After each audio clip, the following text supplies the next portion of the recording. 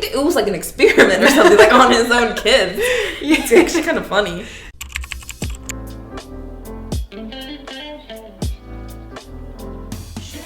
Hi everyone! Hi. Welcome to Into the Interwebs, the podcast made exclusively for intellectuals. I'm your host, Alessandra, and this is my special guest, my BFF bestie, Elenys. Hi. This is honestly really exciting, but kind of nerve-wracking as well, since this is our very first episode. But I am excited to see where this journey takes us. So, a little bit about our podcast, since like I mentioned, this is the first time that you're seeing us. This is a podcast dedicated to learning new things without actually realizing it, and I'm gonna explain why. Basically, we pick a topic each episode to discuss, and I bring on, right now I have Elenys, but I bring on a special guest, new guest every single episode, though you might see some recurring faces every now and then. And we take a deep dive into this topic using the world's most reliable source, which is, you already know, Google. Exactly. So it's mainly a way for us, I feel like, to be able to discuss different topics that we talk about in our everyday conversations. Because, like, yeah, especially with my friend here, Elenys, which she's probably going to be the face that you see the most on this podcast. But I feel like I have a lot of conversations just about, like, really anything, like random stuff that like I wonder about or like that interests me. And I thought that it would be really cool to make a podcast where it's like you actually get to like research those things. And I mean, we've been talking about doing a podcast for forever. I say we, it's literally just me. I've been like, we had to start a podcast, you have to start a podcast. Yeah. And she finally did, and I'm a little guest star, so. Yeah. You know? But honestly, I feel like I might make you like a permanent co-host. I'm not even lying. Because, yeah, like, I'm thinking also, like, I love your energy, and I think that we just go really well together. So yeah, but it's exciting to have you with me here since we're starting for the very first time. Glad to be here. Right now. My first guest. Yeah. Very honored. Yeah.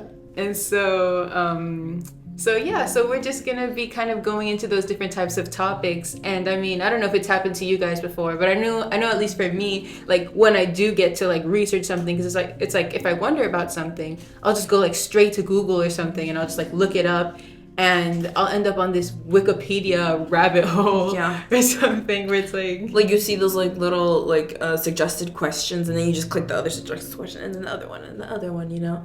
It is literally a rabbit hole. Yeah, exactly. And it's you get there without even realizing it, and by the time you're done, you've learned about so many things. And like, is it super important, the information? Not Probably necessarily. Not. Most of it isn't. Most of it is just like trivial things that just pop up that are unrelated actually sometimes, and then you're just like, I wonder about this.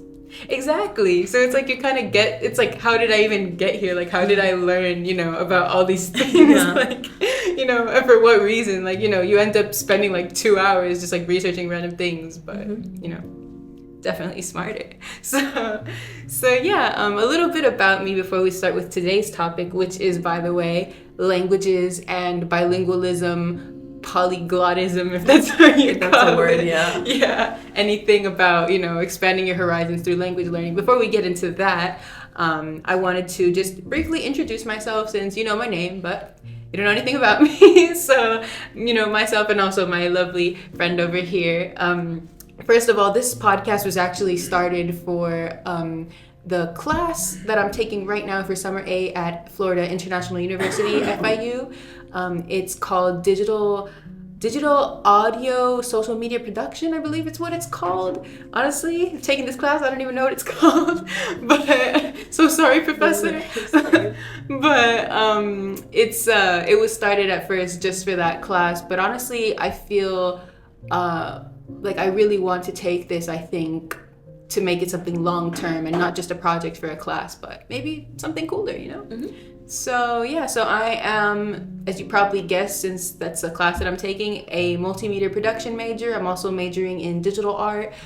So this kind of side of like producing things, recording things, art, media, all that jazz. It's been something that I'm really passionate about, that I really enjoy doing. So that's kind of why most of my hobbies are kind of centered around that. So yeah, I just love anything that has to do with being creative, expanding your horizons, and just trying to make the most, I guess, of my brain. That's why we're making this podcast about knowledge. Mm-hmm. So yeah, I don't really have any like long-term goals. I think at the moment that I'm super stable about, since I feel like I'm kind of in a point in my life where I'm reevaluating what my long-term goals are, but I definitely do want to do something that involves this whole idea of like being creative and like going into media and content creation for the future. So hopefully you'll see more projects of mine soon. Mm-hmm. As well. Yeah. All right, Elenys. Well, hi, my name is Elenys Iglesias. Did you say your last name? I don't think I did, but it's Henriquez if you'd like to know. My name is Elenys Iglesias. I am an elementary educator also at Florida International University. And what do I say? I don't know. I just I'm very excited to be here, just happy to be invited because like I said before, we have been talking about for the longest time about starting a podcast. I don't know if it's going to be that interesting, but I hope it is. I hope everybody likes it, or like the 3 people that are going to watch it.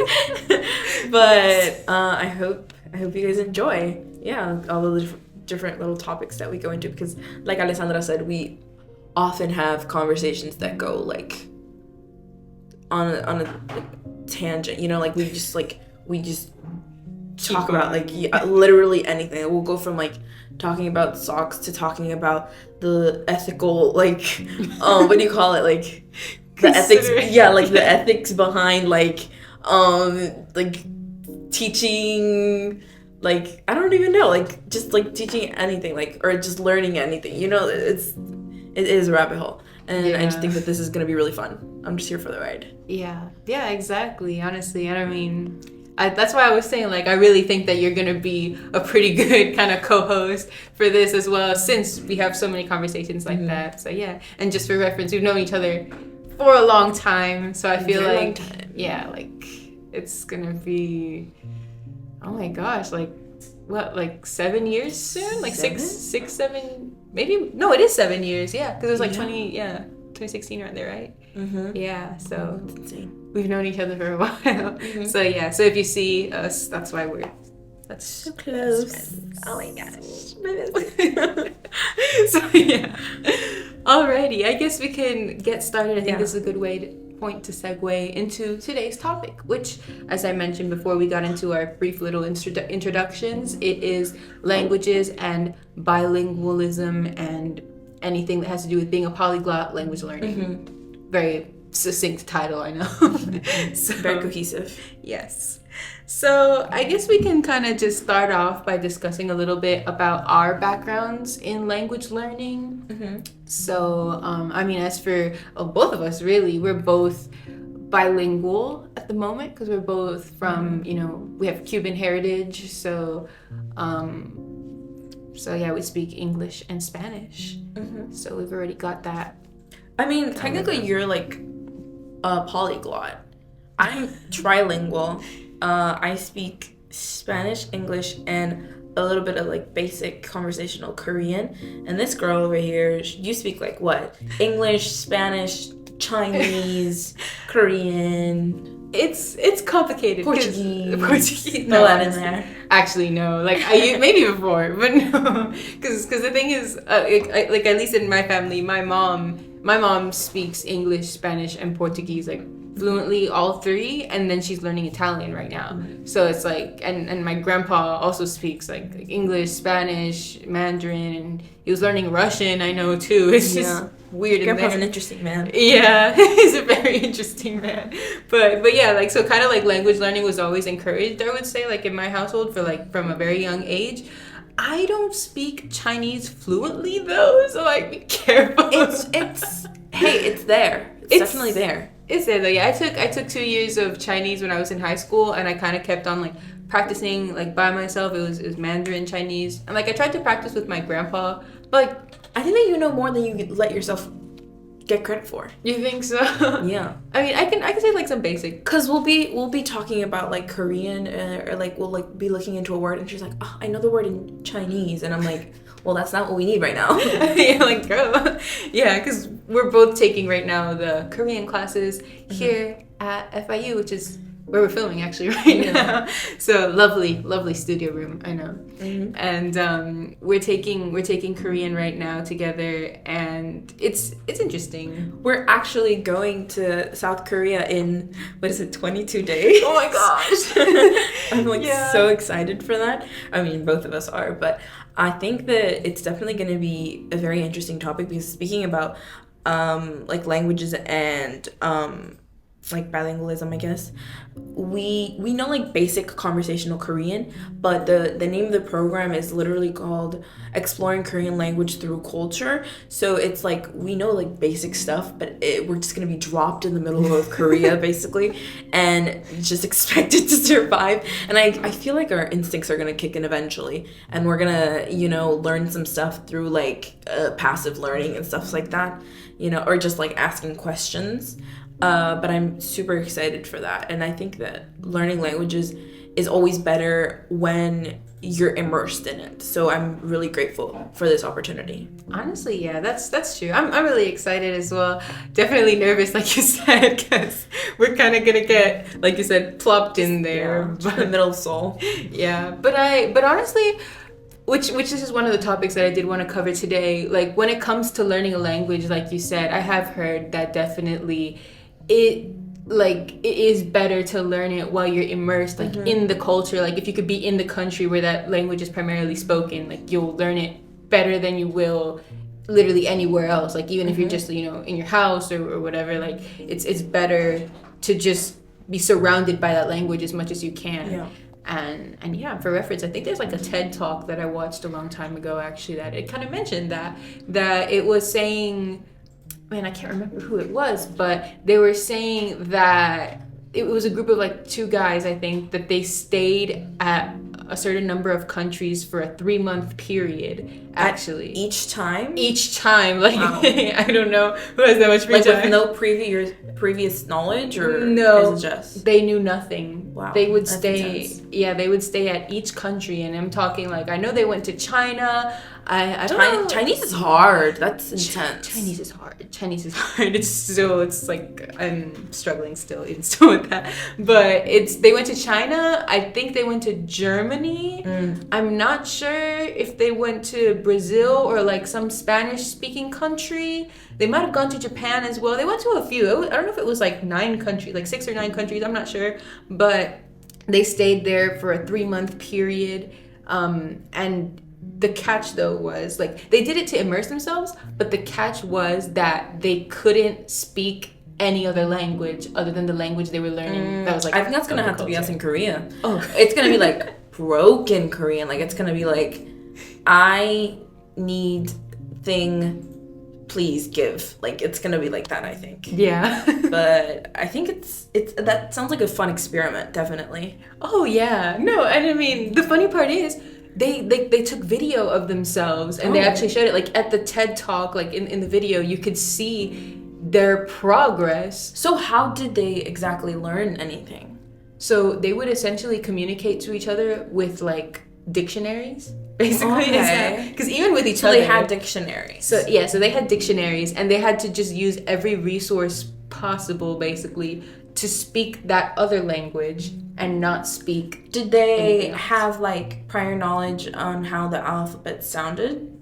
As far as I know, they didn't. I don't remember though. We can actually look it up technically a little early. So what do you want to look up? So you could put up TED Talk. Ooh. It's okay. Let me just take this off. Yeah. TED Talk. Learn a language 3 months. Maybe it'll pop up.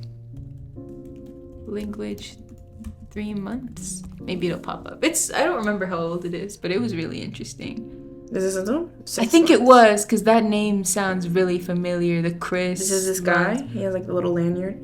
Yes. I think it might be that guy. Let me take a look at it. It's 6 months. Oh, 6 months. 6 months. Maybe this isn't it then, actually, because it was 3 months. And if you learn really fast, No, it wasn't that guy. Huh. Where is this? Is this guy? No. I'm not sure. You can't find it.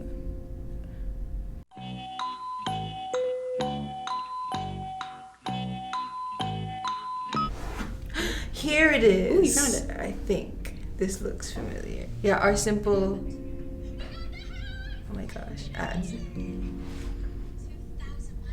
Just skip it. Yeah, it was definitely them. Do they specify?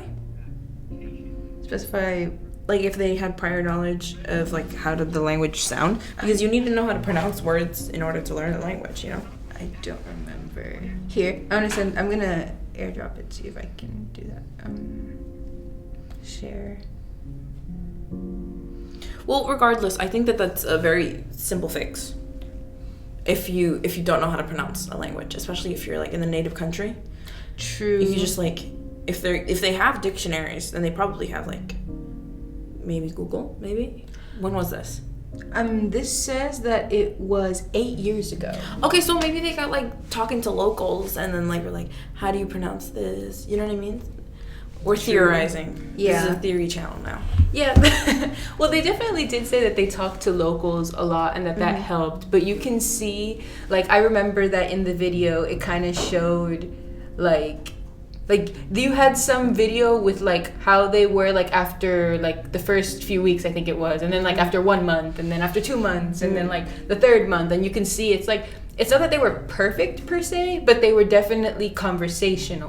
And I remember seeing in the comments there were people who were talking about like, oh, like that they stayed. There was like one person that I remember specifically that they said they took like, oh my gosh, I think it was like 3 years or something of French in college or something. I can't remember. It was like a pretty long time. And they said that like they stayed in France for like, I don't know if it was like 1 year or like for like a period of like a few months, and that they learned more in that time that they were staying in France than they did with like all the time they studied it in college. Yeah, because I think, especially from learning language now later in life, from what I've seen, there are things that you can learn, obviously, like you can learn vocabulary and you can learn the structures or whatever, but also if you're not implementing those things in your day-to-day life, it's gonna become easier to forget. Like in Korean, I for the life of me cannot figure out the difference between Sino-Korean numbers and just regular standard Korean numbers. Like I always get them mixed up, so I always end up saying the times wrong and like the dates and stuff like that. But I think that like you were saying, like with immersion, I know that this is a little different because I was younger, but with me, it's like being an immigrant coming to this country from Cuba, I didn't know any English like whatsoever. The English that I learned was in school, and I would literally learn like the ABCs, you know what I mean? Like I learned the ABC song and then I learned like basic words. But I also learned through media. Like I would watch music videos and I would like perfectly say like what they were saying, but I just didn't know what I was saying. Do you know what I mean? Yeah. So it's that thing of like it kind of has to be almost intuitive learning, right? I was learning about that in actually my TSL class because I'm an elementary education major. I think I did mention that. Yeah, I think you did. But I was taking a class. I dropped it, but I was only there for a week. But what I learned in that week was there are these things called emergent bilinguals, and that is just anybody who is learning a second language, and that's just like the name that they have because all the other names put a negative connotation on like either their current status as an English learner, I say English, but or just a language learner, or like their status, like it like kind of puts down like their previous language that they know, you know, stuff like that. So like the phrase, I guess, what is it? What is it? English. Oh my god, it was something crazy. ESL. ESL is not that crazy. ESL was English as a second language. Right. So right, but the new... Yeah, but there was something else that I saw it, and it was like, it was insane. Like, I'm like, people call people that are like learning languages. I forget what it's called. I wish I knew what it was. But I just remember thinking like, yeah, like people who are English learners or any language learning people. I say people a lot. I mean, yeah. It's probably like discouraging, especially if you're older, to be put in that category. So I think the term emergent bilinguals is a very adequate term. What was I saying? No, you're good. Yeah, no, but you're right. Yeah, because and it is interesting to see, like you said, kind of like that. I mean, especially I'm glad that you were able to share also like your own personal experience, like you literally remember like what led up to you being able to speak English, like as somebody who, like you said, would fall into that category where it's like you became bilingual because you came to like a new country and you were consuming this media, like you said, and you know, being able to kind of just learn from what you had around you. I was watching Barbie movies. I had no idea what was going on. I was just like pretty dresses, girls dancing, and I think that helps because if you watch media in the language that you're trying to learn and media that you enjoy, like listening to music that you like, or like songs that you like, or you know, watching shows that you like, you know, true, it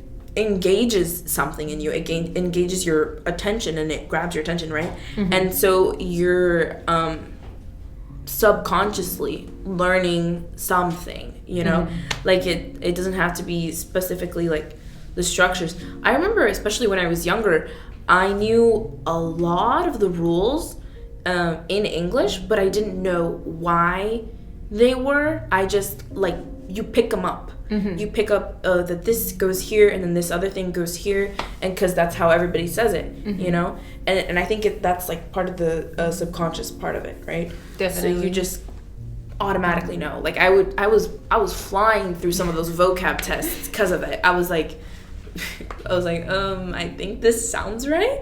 Like, I did not know the answer at all. But you kind of like... You can feel it out, you know? Yeah. That's really interesting, I think. I mean, especially... It's interesting because, I mean, I've noticed that especially, like, picking up, like, Korean and, like, Mandarin as well, where it's like, yeah, you really don't necessarily know, but sometimes, which honestly I felt this more with Korean, I think, actually, as opposed to Mandarin, but like sometimes it's like you take a look at the word and it's like sometimes even like the sound of it kind of like, it's like, oh, this doesn't sound like it would be that. I mean, you know, it's not going to be accurate 100% of the time, but sometimes it is interesting how you can kind of like get into that. And whoa, like this is, I don't know how off topic this is, but you just like, this actually just reminded me of this episode of the show Brain Games. If I've heard of it, but I've like vaguely. What is that? Okay, so Brain Games, if you want to take a look at that, we could actually pull that up later on in post editing. So Brain Games is essentially this show, like they used to have it on Netflix, I remember back when I was younger, and it kind of had several episodes. Is that the guy from Key and Peele? Who's it? The guy from Keegan Michael Key. Oh, he's from this comedy duo Key and Peele. Oh, is that him? I have no idea. Is that the guy from the show that you're talking about? I think there was. Honestly, it has been so long that I can't. It was that guy. Oh, different hosts. Yeah, I think. Yeah, different this hosts, guy. Different hosts. Yeah. So Brain Games was this show, I mean, I'm not sure if it's still running, but at least when I used to watch it when I was younger on Netflix, they had every episode was like dedicated to some kind of a question regarding like the human brain, as you can tell by the topic. Oftentimes it was like more, I feel like, psychology based, but it did definitely go into just like different aspects of like social psychology, so like also language as well, and like how the brain relates to language. There was one episode that talked about it, and like they'd have like little contests where they'd bring people on, or like have like some kind of like an experiment where it's like that experiment, that episode would show whatever they were trying to teach you about like that concept of the brain. So like, for example, one of the episodes was about language, I think, and it was talking about how there are certain sounds like in words where it's like a word can sound sharp or a word can sound round, you know, or something like that. Yeah, I definitely agree. Yeah, where it's like, you know, and I remember there was this exercise where they put on like, it was for the viewers at home too, and they put 2 words on the screen, and I can't remember what they were, but it's like one of them had like K sounds or like I feel like I've seen a clip of that. maybe, and yeah, and the other one was like a kind of sound like with like M's and like something like that. So it was like you could hear that. Oh, there we go. Yeah, Boba and Kiki. yeah, Boba and Kiki. I don't know if you want to click on that just to see Video? a little bigger, or just to see the image. Oh, bigger. okay. Yeah, where it says Boba and which one is Kiki. So like, for example, You can definitely tell. Yeah. Boba and then Kiki. Exactly, Kiki. It's like it's sharper, so it's like more associated with the first one, right? Versus Boba would be like. I don't even know if I'm saying that right. Boba? I have no idea, but either way, it sounds like rounder. That's what it was. Yeah, it sounds flowy. Exactly, and it's interesting how that works because it's like that goes to show you how we could perceive things to be different, and it's like it's just based on sound, and it's like something else that I guess you kind of like you said, it's intuitive in a way, and I think that's really crazy, especially how like you're aware of it, which is mainly subconscious, I would say, but to a certain degree, when you do think about it, it's like you are kind of aware of it. Yeah, I just think most people just don't really put that much thought into it. Maybe That's true. Yeah. like nobody's sitting down and doing a podcast on it. I don't know who would do that. No, me neither. I mean, yeah, weirdo. definitely not here. Yeah. Anyway, so yeah, but I do think that that's generally really interesting how that kind of happens. And like you said, I mean, there are theories behind language learning where they do say, like, some people say like the best way to learn a language, I mean, in addition to, you know, the immersion part, it's like going back to how babies learn languages is what people say. Yeah, we actually talked about that a little bit in the class that I was taking that I dropped. Oh, really? The TSL class. I think there was just so many different ways. Like I had said media. Somebody said the same thing about like how babies learn. I think another thing was like imagery. So like pointing to an object and being like saying the word, you know, it's like stuff like that. And I guess that is how a baby would learn. True. And then there's just straight up studying, you know. There are a lot of different tactics to it. Yeah. It just depends on the person, I think. Oh yeah, that's for sure. I mean, I think we actually had a conversation not too long ago where we were talking about like this same thing, and we were saying like I think it was you who was telling me that it is true that when you're going back to language learning, because like, okay, the way that like babies learn, right, you were saying like it's more like object association, because babies aren't gonna know like, oh, like this is the word for this, so it's not like already us, like when we're grown, where it's like you already have your mother tongue. So to you, if you see something like, I don't know, like a phone or a microphone, right, if you speak English, like your first thought is, oh, microphone, phone, if that's, you know, your mother tongue. And then when you go to learn another language, it's like, how do I detach that idea of like microphone, phone, and yeah, like, it was me. And put another like a word to it. So that's why there are people who disagree. There, in that same class, I brought it up because I remember it was literally like a couple days after I think we had our conversation. But I was saying that like, you know, like people have preconceived notions of what language is. I know that for like, let's say my parents, like learning English, my mom, she like understands it, but my dad, and I think this happens to a lot of people, not just with English, but just in general, like the pronunciation of the words. So you become like a little bit hyperfixated on the pronunciation of the word, and then you don't really like, it's not that you don't learn the word, but like the pronunciation is what's, I guess, more important. And because you already, and I think especially if you're learning another language, like a brand new language, like you only know one language later in life, it can be hard because you have like associations. Like in English, A is ah, right? But in Spanish, it's ah, you know? So there are subtleties in the pronunciation that I guess would maybe catch somebody off guard. I know it does for me. My dad says chicken fila instead of Chick-fil-A.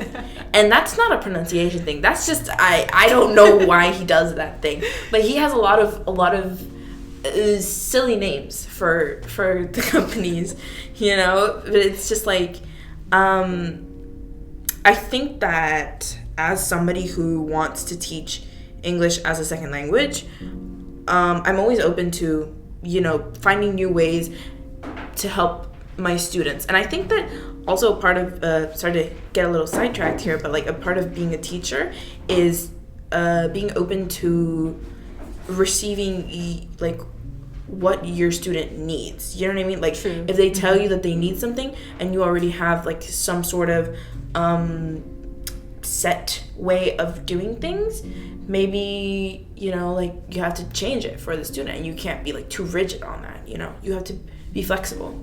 Yeah. No, that's definitely true. I mean, especially if, like you said, you're going to be teaching language to somebody, which, like, you know, coming from, you know, when you are put in the position yourself that you're learning a new language, you realize how much patience you need, you know, to, you know, when you're dealing with somebody else who's learning a new language. And I'm like, I mean, you yourself know, like, you know, that person needs you to be patient because it's hard, it's difficult. It's really hard. And I think that learning Korean now at an older age has given me a newfound appreciation for people who learn languages later in life, because it's really hard. And you were telling me your mom, she came to America when she was what, like 16, 17? 17, yeah, like 3 days after she graduated high school in Cuba. That's insane, because your mom speaks like borderline like perfect, just like American English, you know what I mean? I think she does have an accent, but I think we all have an accent, you know? Like it's like a Miami accent. So oh, definitely. You know, but other than that, like, and she was able to, you know, learn English so proficiently, and, you know, now she's just living her life as an English speaker. English and Spanish, but, you know. Yeah, no, it's definitely true. And I mean, what you said about the accents, I mean, I could go off on a whole other tangent about that as well. But it's definitely true that, I mean, no matter where you go, you're going to have an accent. But definitely, like, that's why, and I mean, realistically, you can learn a language, like, at any age, I would say. Actually, you might. No, for sure. Yeah. I would like to look up, actually, like, what is, like, the prime age for language learning. I'm pretty sure it's, like, as young as possible. Yeah, it's like a baby. True. But theoretically, you can learn a language at any age. Like, my mom was learning English when she was around that age, like when she came here to the United States. As far as I know, she didn't know any English when she came here. Okay, so this is from Scientific America. It says, they concluded that the ability to learn a new language, at least grammatically, is strongest until the age of 18, after which there is a what is it? Precipitous decline wow.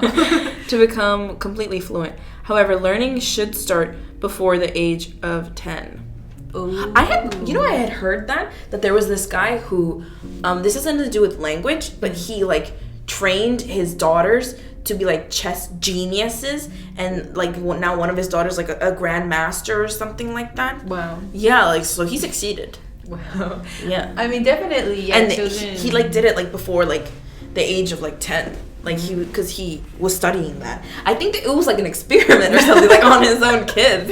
Yeah. It's actually kind of funny.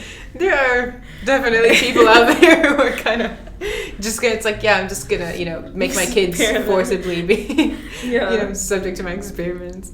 I mean, I can say, I mean, the more that you do something, the more that you learn, the younger that you are, the easier it will be as you grow up to just keep building upon that foundation, you know. And it's the same thing as like if you have a talent, for example, when you're really young, but you don't like exploit it early on, like over time, it'll become difficult anyways, I think, anyway, I've seen in my experience, to like continue with that because like I've got things of my own that I wish I would have done more, which it's a little more beyond the scope of language. But I was gonna say I had thought about this before, but when we were talking about learning languages, like a baby would learn a language, right? Mm-hmm. So that's kind of like what Rosetta Stone does, right? Like you had Rosetta Stone. Oh yeah, definitely. That's like, I'm pretty sure that's like the exact mindset that they have, like the exact formula that they do, because they don't give you anything. There's no grace. No, they're like, no, you have to figure it out yourself. Yeah, there's like no grammar. Like I'll be honest, I was doing it with Rosetta Stone Japanese and I didn't get very far in it, but it was rough just because I'm the type of person who, again, I was young, mind you. I was like in middle school when I remember when you got it because you were like, oh, yeah, I have this Rosetta Stone thing. And I was like, oh, can you do that like for any language? Because I don't know what I was trying to learn, but I was like trying to steal it from you. Like I was going to ask you to borrow it. Like, I was going to be like, you can do any language or is it just the one language? And you're like, no, it's just Japanese. And I was like, oh, okay. Yeah. Oh no, it was Chinese. Didn't you have one in Chinese? No, I don't. What was it? It was Rosetta Stone then. It's Japanese. Yeah. It was Japanese. Maybe I just got mixed up in my head. Yeah, no, I mean it was Japanese because at the time, I mean, I'm gonna out myself. I'm weeb.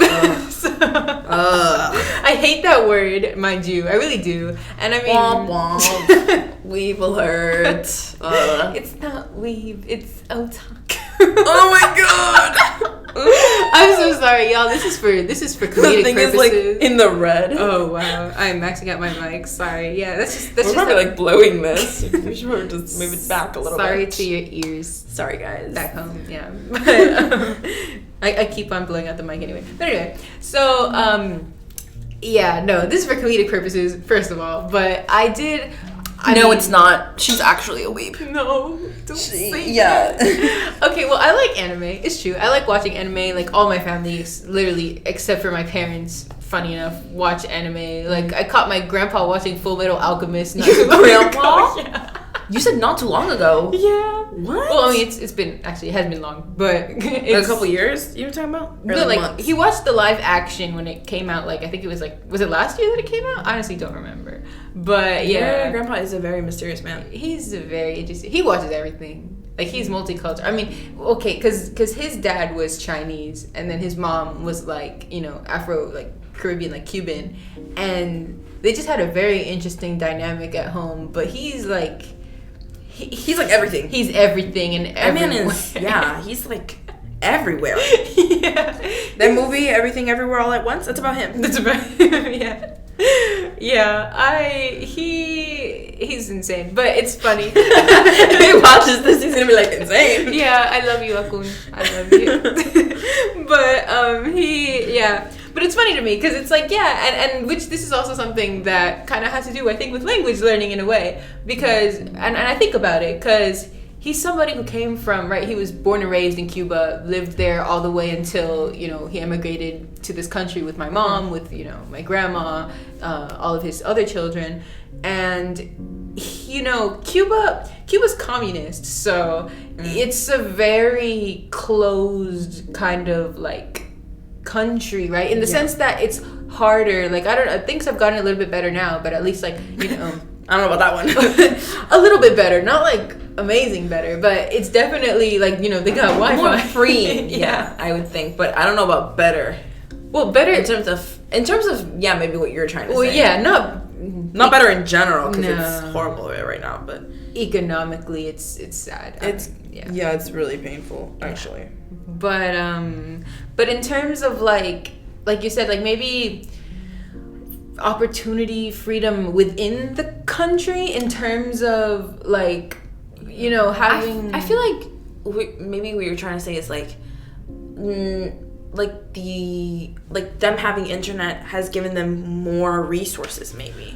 True. Yeah. In that sense, where it's like it's easier to access things, like like even like knowledge wise, like at least I had you can put this out if it's like political or something, but I had seen something about like when that whole riot thing was like going on in Cuba, that was like the first one that had happened in like I don't know how many years, because the Cuban government had like their finger on the Cuban people so hard, you know what I mean, that like more recently, like that whole thing, like more people were getting like riled up about it. And I think the internet is a way to form the communities, right? So, you know, like that it's like true. Caused them to like riot. It's true, and you start to see, like, at least as far as I saw on Instagram, actually, because I don't know why, like, my timeline on Instagram is like full now of like Spanish memes, and I've literally gotten accounts run by people in Cuba, like, that are dedicated to just like talking about the situation over there. Like, they've come on my For You page, and I was just gonna say, I think the riots are over, but yeah, like right now it's not so pretty over there, like.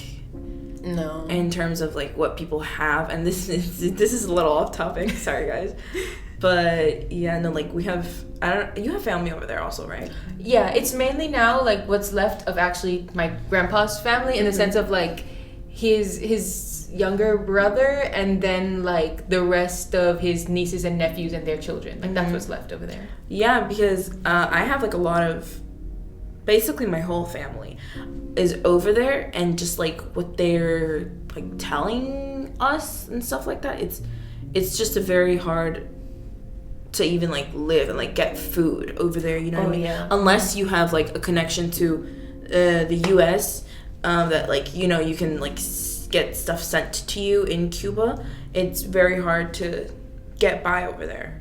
Oh, definitely. No, I mean, even when it comes to simple things like hospitals and stuff, like not too long ago, they have free healthcare, but the healthcare is like it's like one vaccine per person.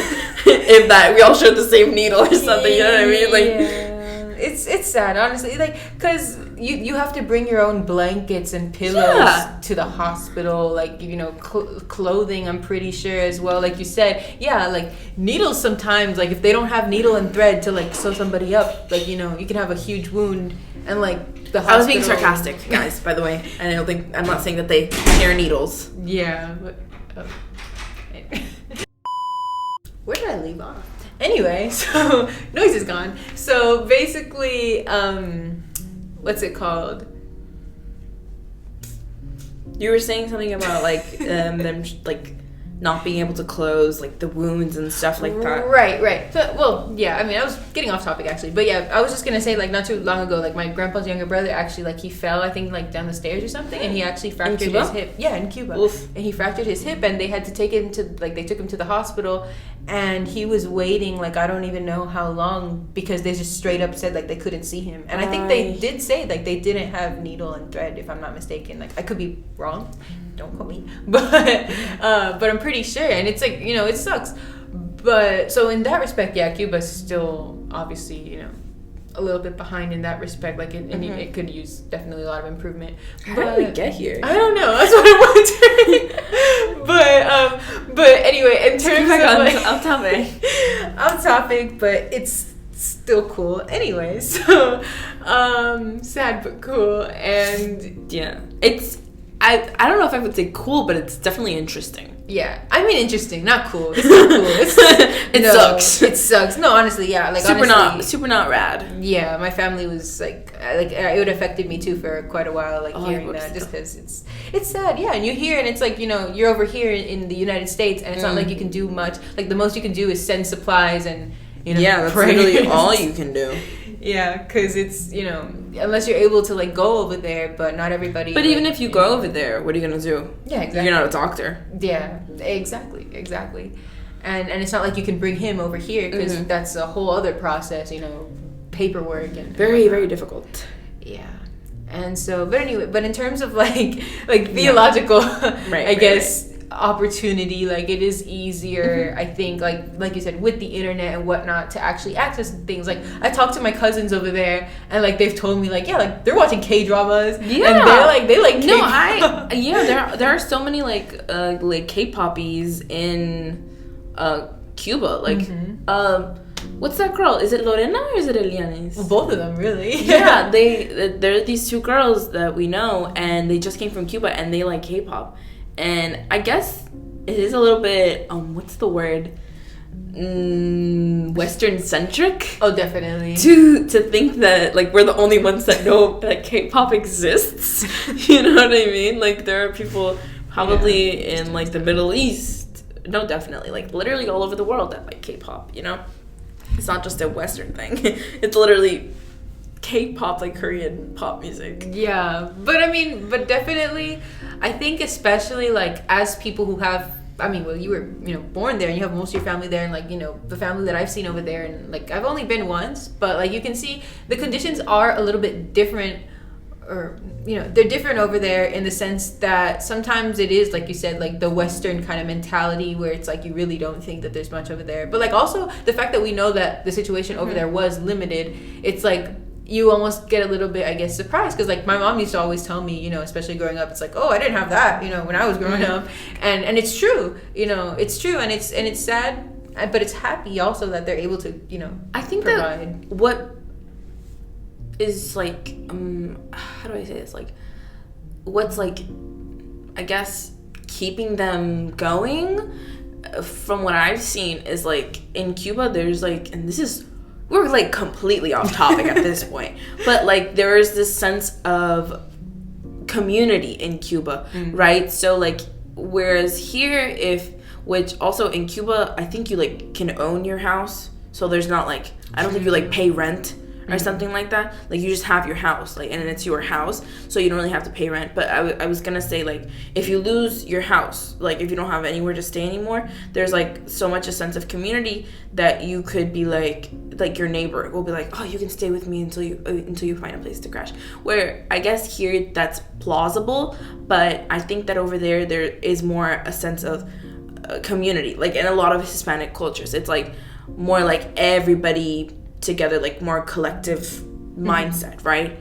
So I think that is super beautiful and is like one of the things that I love most about Cuban culture, because it's like whenever I do go visit, and I haven't visited since like I was in 9th grade, which is a while ago, but like probably like 6 years. But what I do, the conditions aren't great, and I went there when I was in 9th grade, just to reiterate. So like what I love most about going there and what makes it the worthwhile is like my family. So everybody's so welcoming, and there are people that are like, I saw you one time on the bus 5 years ago, and it's like, hey, how are you? You know what I mean? Like everybody's super nice to each other. And obviously there are bad people. There are bad people everywhere. Of course. But for the most part, there is that sense of community that I love. Mm-hmm. No, and you're right about that. I remember, like I said, only gone once, which it shouldn't be that way. But I went, and I was like 10 years old. This was in 2013. And I remember that we went over there. It was like, I was super young. I went with my mom and my dad. And it was my dad's first time over there too, because technically my dad was born there, but he was like 3 months old when he came here, so fetus. He might as well be American. So, but whenever I remember we both went there, and like you just feel there's like also a sense of peace. Yeah, more like a peace over there, because it's like slower, and it's over there. Beautiful. There isn't a lot. They don't have a lot, but it is beautiful. Like I remember. Like one of the first times that like I consciously went over there, because I've been like 5 times since I came to America, but like I remember like the first time that I was like conscious that I was there, I think it was like in 3rd grade or something. We were on the back of a pickup truck, and it was like they were just driving us to my uncle's house, I think, and you just look up at the night sky, and because it's not like, especially where I'm from, it's Pinar del Rio, it's more like mountainous, I guess, more rural area. It's like you could just see all of the stars, and I remember like looking up at the stars, and I was like, oh my god, like I was telling my cousins, I was like, this is beautiful, and they're like, what? And I was like, the stars, there's so many stars. Like I was like flabbergasted, and they're like, like they don't have stars in America. And I was like, I guess, but like you can't really see them. You know what I mean? And they're just like, they're kind of like laughing at me a little bit. And I was like, I don't don't care because this is just gorgeous. And I just remember sitting in the back of the pickup truck just looking up at the stars. It was beautiful, you know? Yeah, I mean, and it's definitely, I mean, that is a beauty, you know, like a beautiful experience, like, you know, something that's nice, like you said, about, you know, a country like Cuba, let's say, where it's like people take that for granted in a sense, where it's like we think that just because we have more, like maybe materially, that it's like, oh, it's like better over here. But in reality, like, and just to tie this a little bit back into the topic for this episode, language learning, it's something that you do realize, I think, as you learn like about new cultures. I mean, in our case, like, this is our culture because, you know, it's our families, but when you do learn, you know, new languages, like you start, especially if you have the chance to visit that country where that language is from, which, you know, we'll be doing soon, will, like, you get to see how things, you know, you get to see the world literally through somebody else's perspective. And sometimes it opens your eyes to things where it's like, oh, like, you know, I hadn't thought about that before, or like, wow, like, this is such, it's a different way of living, but it's not a bad way of living, and like, it has its benefits. It's not about right or wrong. Exactly. Like, you know, it's just another perspective, and it I feel like it's nice because you get to really like it expands your horizons, and I don't know, I feel like that makes you a little bit more complete in terms of like I think it's a good feeling, and it makes you feel more connected like with the rest of the world. I think so too. And, you know, just to reiterate what you were saying, like, whenever you do that, like, you're learning a language, like, yeah, you get like immersed in it, but also just knowing the language, you know, it opens more doors. Like, learning languages is so, in my opinion, important because you can just literally just communicate with more people. So you have more opportunities to expand yourself, right? So, like, the opportunity is there. Like, hey, maybe you're not gonna always, like, you're not gonna always like be like traveling to this place and traveling to the other place, and so like you're getting what everybody thinks, but you do get more than you would if you just knew one language. Definitely. You know? Yeah, exactly. Like, it provides more opportunities for you, like you said, and I mean, and it's just better for your brain in general. Which learning the language make good brain. Yeah. Exactly. You heard it here. That's a quote, guys. Yes. You can quote me on that. So, yeah. I mean, and it's true. I mean, if you've heard of like the bilingual advantage, for example, which like that's actually, I think, a term that's been used. I remember my mom told me about it like a long time ago. Yeah, if you want to pull that up. It's basically just talking about that, how like being bilingual or knowing just more than one or even, you know, two languages, multiple languages, it literally does somehow, I think, like alter your brain chemistry in some kind of way. Like it literally makes you smarter because your brain is now able to multitask. Yeah. So here in the National Institute of Health, .gov, it says, what is meant by bilingual advantage? The term bilingual advantage, what is meant is the skill areas in which bilinguals outperform monolinguals. In the present review, the specific focus will be the process of cognitive... Oh, wait, no. Oh, because I think it's... That's just telling you what it is. Like, yeah, like the scholarly, yeah, like the study. Bilingual advantage. Yeah. Okay, having the ability to explore culture through its native tongue or talking to someone with whom you might otherwise not be able to communicate. Yeah, that's exactly what I was saying before. Like, it's like you have the opportunity to be more open, right? Yeah. Yeah, exactly. Like, literally expand your horizons. You could talk to people who, like you said, you know, like the study was saying, like people you wouldn't otherwise be able to communicate with. And that opens a whole other door, like you said, of possibilities, of connections, relationships with other people. And it's really cool, honestly, to think that, you know, you get that just by learning another language. So yeah, that's something, you know, if we think about it, it is kind of simple. Like, in terms of effort and, you know, the stuff that you have to do to learn the language, it might not be simple, but in the long term, like, look at all the benefits, you know what I mean? It outweighs the not learning language. True. You know? Yeah, exactly. Cons. Exactly, the cons. Yeah, because you know, it might seem difficult, or rather, it is difficult. It is. Yeah, it's really hard. Definitely a commitment. Especially if, like, you're older, like we were saying before. Yeah, exactly.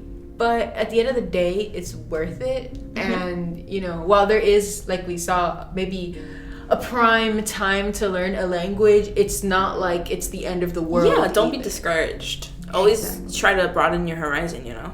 Definitely, yeah, exactly. Because you know what? Like, at the end of the day, it's possible to get there. And with enough effort, with enough, you know, what do you call it? Chutzpah. Like, what? Chutzpah. Chutzpah? What is that? It's like Hebrew. It means like courage. Chutzpah. I have never heard that. That is crazy. Well, new word that we learned today. Totally on theme, on brand with the language subject today. This is so awkward. I'm making this more awkward than it needs to be. But anyway. So, but yeah, you understand the point, right? I hope. So, you know, as long as you put in that effort, that dedication, you know, and you go out and find whatever resources that you need, then it's definitely possible. I mean, it most definitely is. And it does take a lot of time. And, you know, hey, maybe you have to organize yourself a little bit differently than somebody who has more time. But I think that if you don't really have that much time, you could still do it little by little. Like we were saying, watching K-dramas and consuming K-pop really helped me a lot in my like first steps of my Korean learning experience, I guess I would say.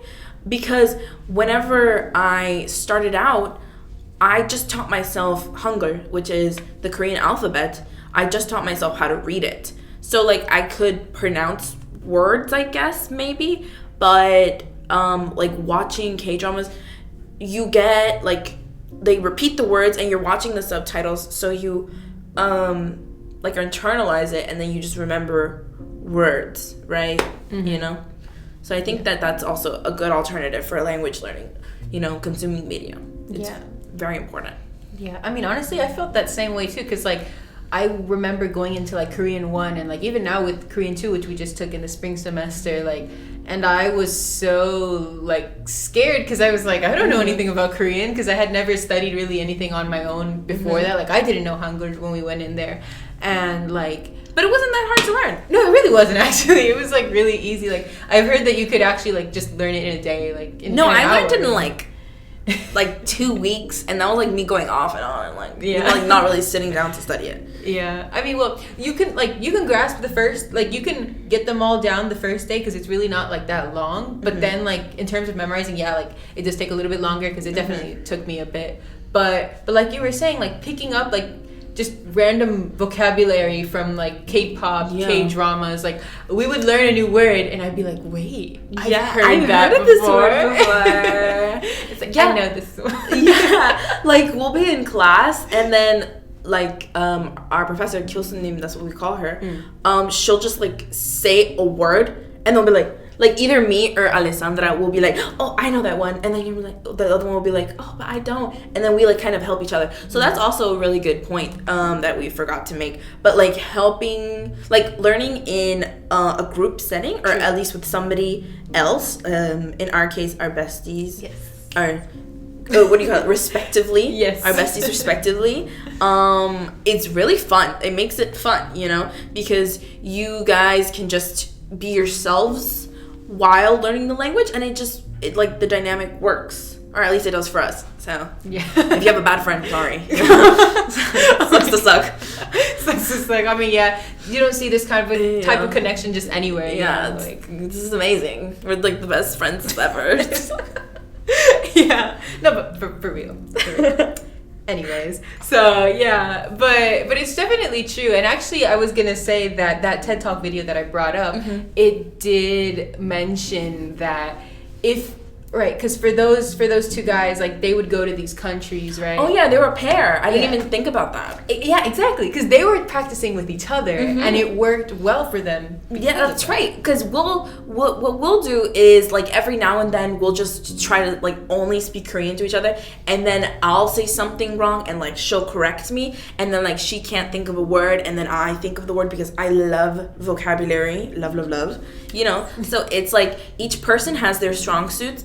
And then, like, if you're doing it in a duo especially, it's more intimate, and you guys can help each other out, because it's like what I lack in grammatical just grammatical knowledge. She'll help me with, and then whenever she doesn't know a word, I'll, like, help her with that. That's usually what ends up happening. Yeah. You know, it's true, but I mean, and it just helps you because it's like you get to practice it, versus if you're learning on your own, especially if you're not in the country where that language is primarily spoken, you really don't get a chance to practice it, you know, in any other way. So that's fun.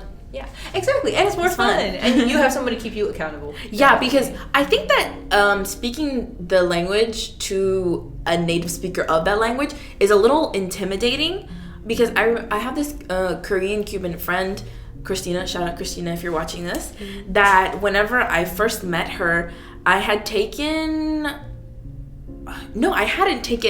any of the Korean classes, and I just knew what I knew. And she was like, oh, like, say something to me in Korean. And I don't even remember what I said to her, but I remember being so incredibly nervous, which, speaking of which, we're probably going to be so nervous in that trip, especially because it's going to be, like, just Korean people. Not even trying to think about that, but yeah, but, you know, it can be hard to speak it to just, like, a native or not English, but the language speaker. But, like, so we have our teacher Kyosunim, and it is a little bit intimidating, I think, whenever we have to do, like, tests and stuff, and we have to speak to her in Korean. I'm very intimidated.